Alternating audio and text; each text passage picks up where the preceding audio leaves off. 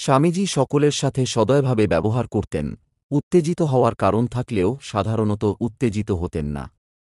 কিন্তু নিজের গুরুভ্রাতা ও শিষ্যদের সঙ্গে দেশী ও বিদেশী উভয় ক্ষেত্রেই সে কথা মেনে চলতেন না। প্রয়োজনে অত্যন্ত কঠোর ভাব ধারণ করতেন। তা করতেন তাদের সংশোধনের জন্য, তাঁদেরই মঙ্গল সাধনের জন্য। তাঁর প্রেমে তাই আঘাত ছিল, কিন্তু অবহেলা ছিল না। আবার বলতেন, আমি যাকে যত ভালোবাসি তাকে তত বকি।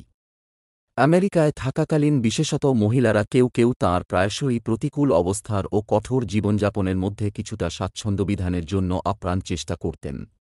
তাঁদের মধ্যে একজন ছিলেন মিস ওয়াল্ডো এলেন।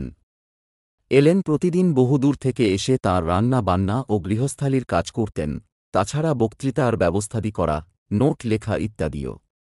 একদিন স্বামীজী দেখছেন এলেন একটা ঘরে বসে নিঃশব্দে কাঁদছেন। স্বামীজী উদ্বিগ্ন হয়ে জিজ্ঞেস করলেন, কি হয়েছে এলেন, কাঁদছ কেন? এলেন বললেন, আমার মনে হয় আমি কিছুতেই আপনাকে সন্তুষ্ট করতে পারছি না।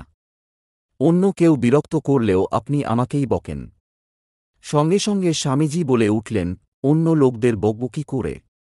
আমি তো তাদের ভালো করে চিনি না, আর ওদের কিছু বলতে পারি না বলেই তো তোমায় এত বকাবকি করি। তা যদি নিজের জনকেই বকতে না পারি, তা আর কাকে বকব? এই ঘটনার পর থেকে মিস ওয়াল্ডো স্বামীজীর একটু বকুনি খাওয়ার জন্য হাপিত্যেশ করে বসে থাকতেন, কারণ তিনি বুঝেছিলেন এই তিরস্কারই স্বামীজীর ভালোবাসার প্রকাশ। স্বামী অচলানন্দ লিখেছেন, স্বামীজী যখন প্রচণ্ড ক্রোধ প্রকাশ করতেন তখনও তার মধ্যে এক মাধুর্য থাকত, যদিও তা বকুনি শোনা।